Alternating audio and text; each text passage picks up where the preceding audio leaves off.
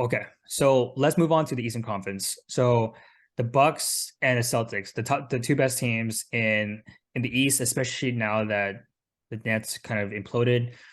The the the Bucks got Jae Crowder and Boston got Mike Muscala. Excuse me. Which team do you want to start off with first? Let's start with the Bucks getting Jae Crowder. Yeah, and where did the Bucks get five second round picks? Oh my goodness.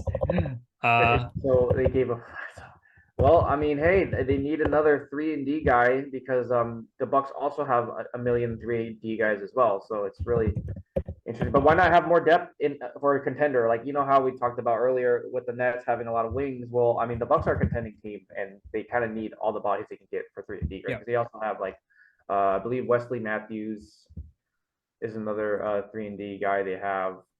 In addition to now they've added Jae Crowder.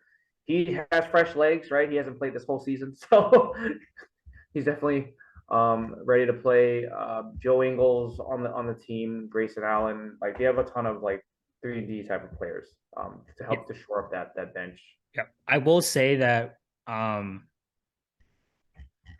this helps them tremendously against the Celtics, right? Because not so much against the Sixers, because the Sixers being the third team in the East.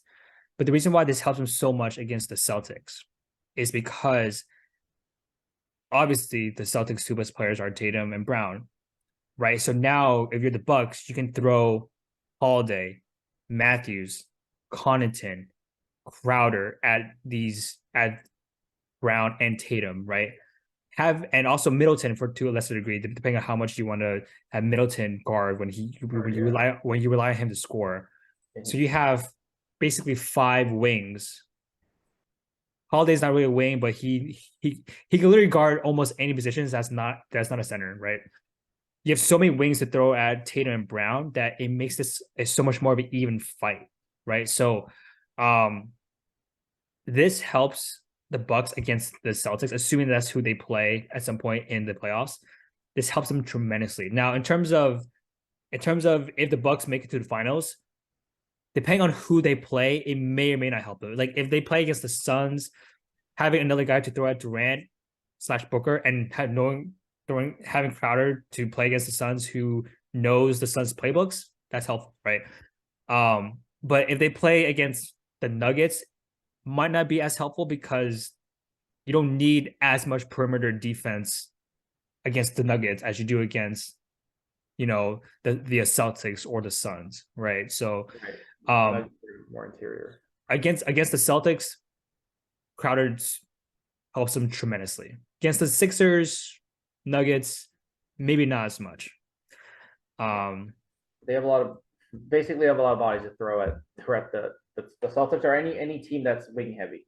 yeah, Wing yeah, or yeah. guard heavy, basically. So they have a ton of guys, even if they're not necessarily the best defensive players. Like they can just throw folks to just guard players and Yeah, yeah, hopefully one of them out. Like Grayson Allen, I don't Solly's okay, but like he also gets into people's other people's skin and yeah, starts fights. So it's like yeah. kind of in that sense. The thing is, like, when you have four or five really good defensive wings, the only thing that you would ask of them is if you can play, if each wing for one game in a 7 game series, one game each, if you can make the other star scorer on the opposite team shoot like 35% for one game, if all five can do that for one game, that increases your chances of winning the series tremendously, Yeah. right? Because that's all you need. And if you can do it for 2 games, that's just gravy, right? So that's all you really need, right? So having all these extra players, and we didn't even talk about Giannis, like because Giannis can switch onto. I mean, he's not a perfect defender, but he can switch onto Tatum at times too, right? So He's a really defender. I mean, the yeah, guy's won multiple defensive player of the year awards. So yeah. Okay, so Mike Muscala to the Celtics. What do you think? I think he had shooting. I mean, he shot the lights out against the Lakers. I think he just adds more shooting to the Celtics, which in today's league you need someone who can shoot, Yeah, especially at forward position. So he adds a little bit more shooting depth for them. Mhm. I think the move makes sense just to shore that up, but Yeah, nothing really beyond that, to be honest. I think this is minimal. This is almost like emergency depth. Yeah, I can see how he can help them a little bit against the Sixers and maybe the Nuggets if they play the Nuggets in the finals, just because if you can pull Embiid or Jokic out of the paint, right. you have more room for Tatum and Brown to operate and drive and whatnot. Having said that, Muscala is going to get creamed by Embiid slash Jokic on the opposite end, Yeah, he's gonna right? But right.